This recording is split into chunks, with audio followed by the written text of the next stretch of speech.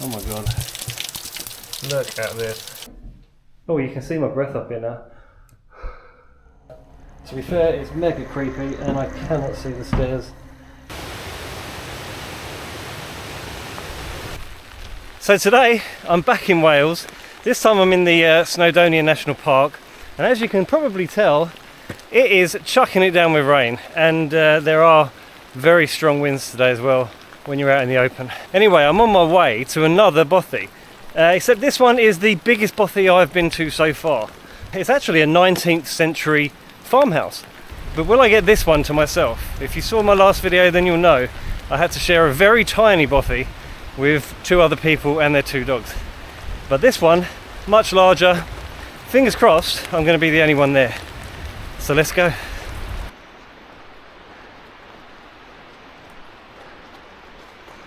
You would not believe the amount of time that rain has cost me. I got soaked to the skin before I got anywhere near the bothy, and I'd already walked quite far and I just had to make a decision. Do I risk getting to the bothy and finding that there's people there and I can't strip off and dry my clothes out?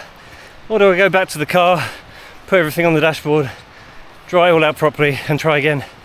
So I opted for the latter. Had to dry my shirt out on the dashboard and my trousers because the raincoat was, you know, useless basically. It was not good enough to protect me from that kind of rain. So yeah, I'm all dry now, kind of. I've had a bit of a break, had a coffee and a Mars bar, and hopefully now I'm going to be there soon. So let's crack on. Okay, I can see the bothy now through the trees there. Like I said, it used to be a farm, but in the years since, it's become a huge forest. Look at the size of them beasts. Almost widowmakers, really. If one of them blew over in the wind and landed on that bothy, it would make a mess of the roof, that's for sure. Can't see any smoke coming out of the chimney, so that could indicate nobody's in there. But let's go and check for sure. Look at this place though. Oh wow.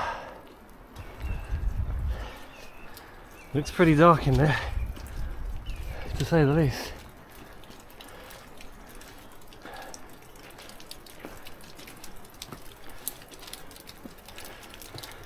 So that's the name of the place, Penrhos Isaf.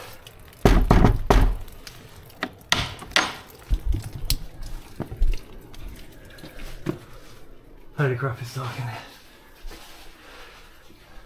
Hello? The sun's not even gone down yet and it's incredibly dark. So I've got some light in here now, so we'll go back to the front door again and start over.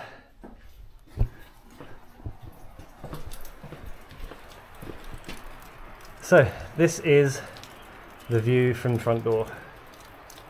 I'm going to use my torch now to show you around the rest of the place. So you got this first room on the right. Looks like it's used as kind of a kitchen, to be honest. People have left some food in here. You can see through into the next room there, creepily. I think I'd better shut the front door, by the way. There we go. So this is the living room.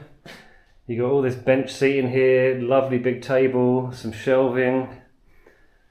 You got the wood burner there, which I'll be getting on the go very soon because I did get wet again on the way up here.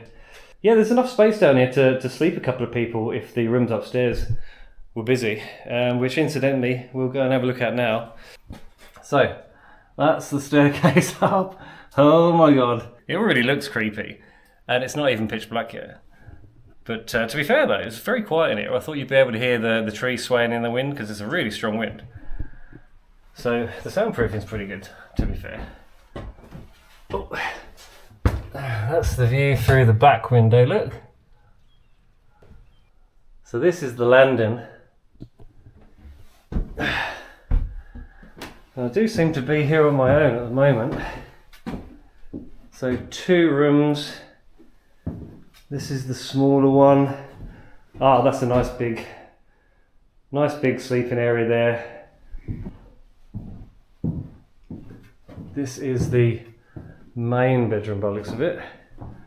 So there's no actual sort of raised wooden sleeping area in this one, just 3 of these camp beds in here. But yeah, that is the upstairs. So let's go back down again. Oh, I like that. So I bought some of these fire logs, which I've used in the last couple of Bothy videos. Really, you just light the packet that it's in and you're away. Turns out they're wet. So amazingly, I found a piece of a fire lighter in my bag from my last Bothy visit that I never used, and it looks like it's done the trick. It started off that little bit of kindling there and it's already taken the larger log. So hopefully once that's going, it will dry out the wrapper on these and they'll come in handy for later on.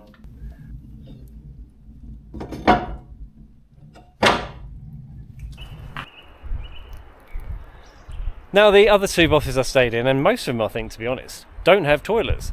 You basically just dig a hole in the ground and go there. I guess you could say that it's quite posh having its own toilet, but that doesn't look particularly inviting even in the daylight.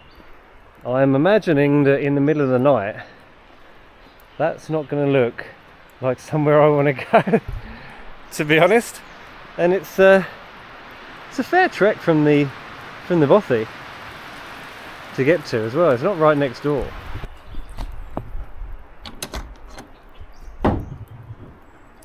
Yeah, okay, it has to be one of the most picturesque locations for a toilet that I've ever seen. I have noticed actually that there's another outbuilding over there, but looks more like a ruin, so let's go and have a look at that. I didn't even notice it because it's kind of gone green. It's completely ruined to whatever it used to be. Maybe shelter for some animals or something, because that looks like it had a small roof on it. There's like a little walkway through here. Oh yeah, cool. Wonder what this used to be. I have to be careful where I step, to be honest. Oh, that goes down quite far there. Yeah, I'm pretty sure this probably was another house, maybe for workers or other family members. Can't see any evidence of a fireplace, so maybe it wasn't a residence. Still pretty cool though. Right next to the Bothy.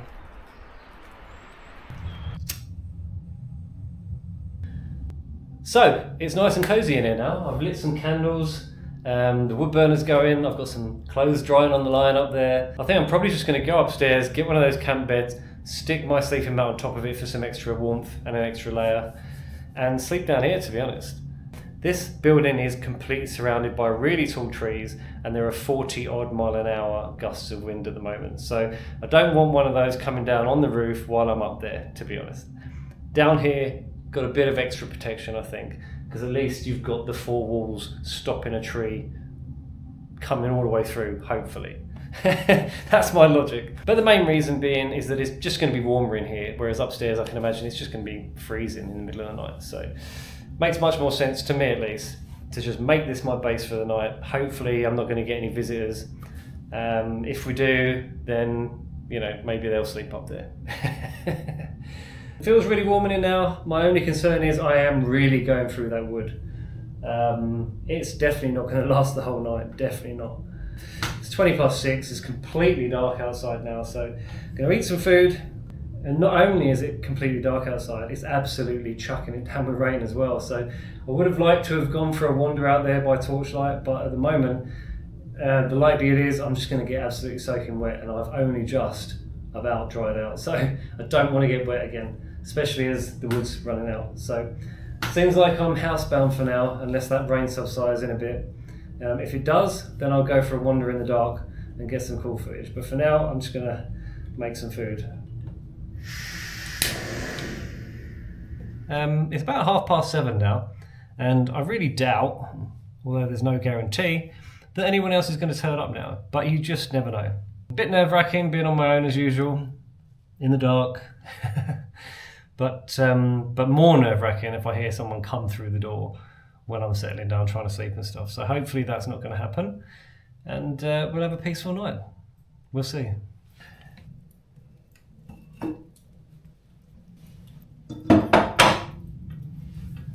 So yeah, I figured out why it's roaring through the wood so quickly. Because the tray, the ash tray at the bottom there, is completely burnt out. So the drawer just doesn't stay in. So I'm having to sort of kind of prop it in there just to try and stop some of the air getting in there.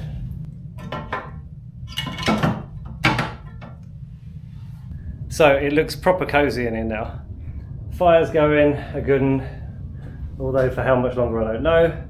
Discovered that these fairy lights work, so that's going to be some nice ambient light even when the fire dies. I'll probably leave those on all night, to be fair. And also I went upstairs, got one of those camp beds. So I've set that up, put my mattress on top of it, and I've got my sleeping bag and my pillow ready to go. And them candles are doing really well. They're the same ones I put in when it first got dark, so they've been going for nearly 3 hours now. But what I want to do is walk around by candlelight, see what that looks like.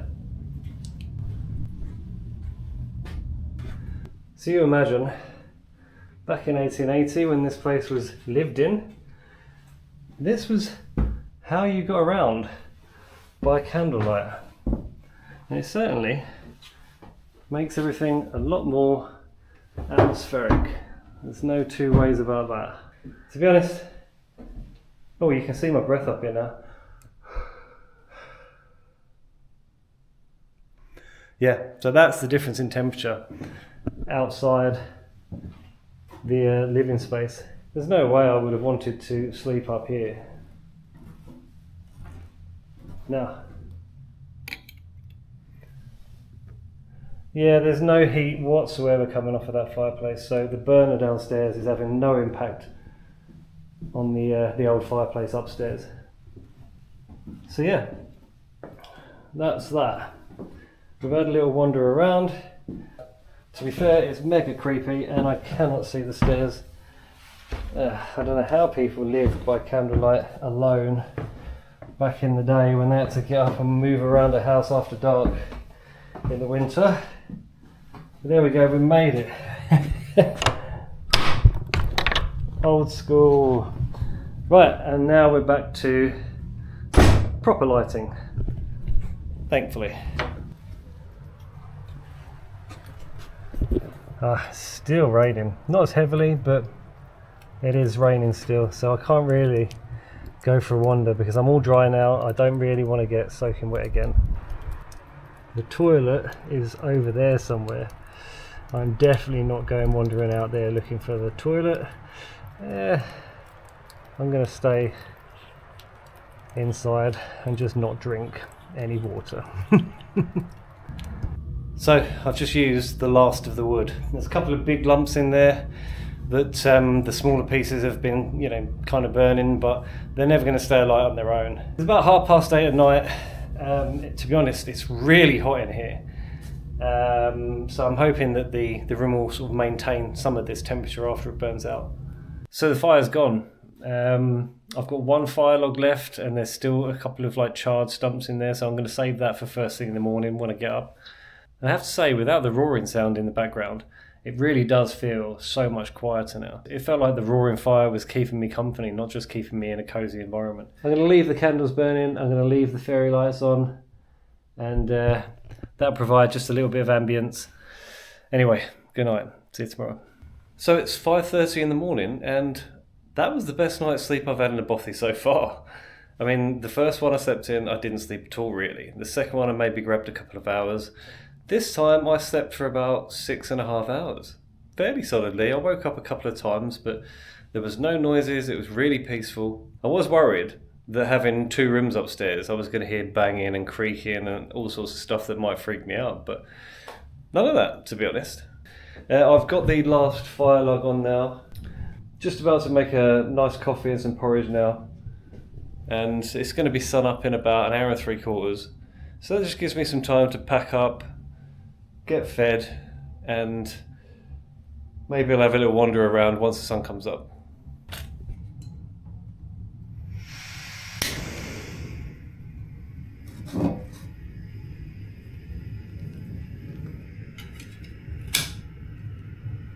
Now, unlike the last video, I don't have to be quiet about anybody sleeping upstairs. Unless anyone stealthily ninjaed in overnight without me realising, but I'm pretty sure they didn't. Oh dear.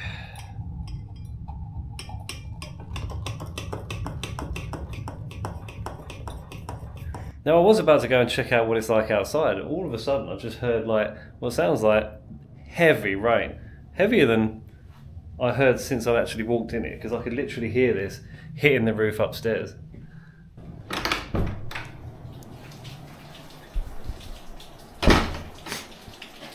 It's going to be light soon, but oh my god, look at this. I really wanted to wander around outside in the dark, and not only has it been raining all night, but with an hour to go before sunup, it's now chucking it down much harder than it has been all night long. Almost at the level it was when I got soaked on first hike up here. Oh, unbelievable. Which means potentially I'm going to get soaked again hiking out of here. Unbelievable. Oh dear. Absolutely chucking it down.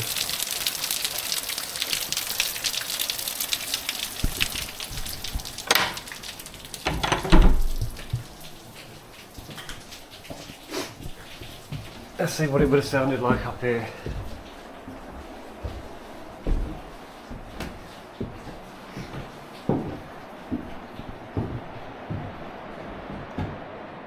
Yeah, listen to that. Just hope that it clears up enough in the next 1.5 to 2 hours so that I can get some filming done outside. It feels like I've been trapped in this building ever since it got dark, really. It's been raining all night and there's just been no way I was going to go back out there and get soaked again when it took me a good while to dry out all of my stuff in front of the fire. So yeah, kind of like I said last night, housebound in, you know, let's face it, a really big spacious bothy. I've had plenty to do in it. So I don't actually use the stuff sack that came with my sleeping bag.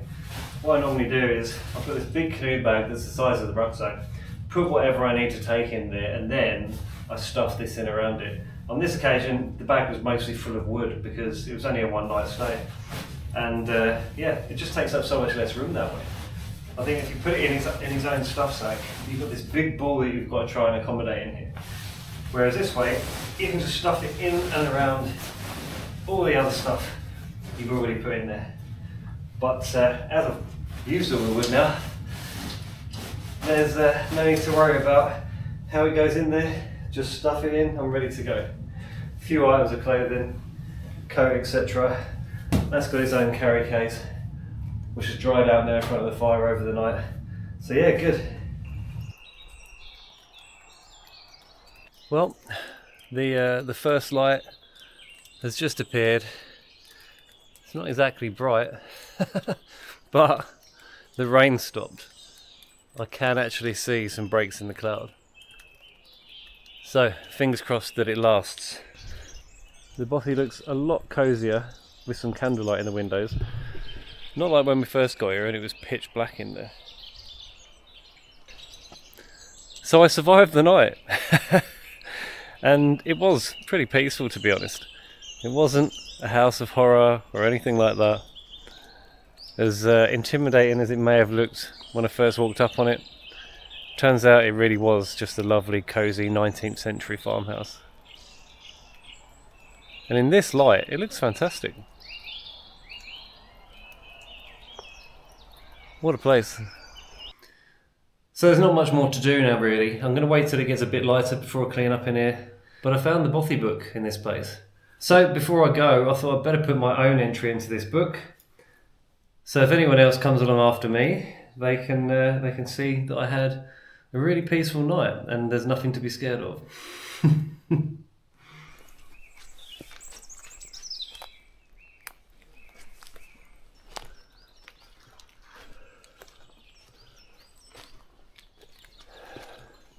I just went for a wander trying to find the water source. I've no idea where it is, to be honest. I did bring my own water, so that's good. But I did need more water to wash the pots and stuff out. So I thought I'd have a little look before I left, but I've no idea where it is. But regardless, that was quite a nice little trail. Normally the sound of rushing water is what guides you. I don't think it'd be this side because of the toilet. So yeah, I've no idea where the water source is here. Anyway, it's time to clean up, sweep the floor a little bit, and then hike back out of here. I can't believe what a beautiful day it's become. So, it's still incredibly dark in here. But I packed everything up. The candles lasted all night. Right, let's get out of it.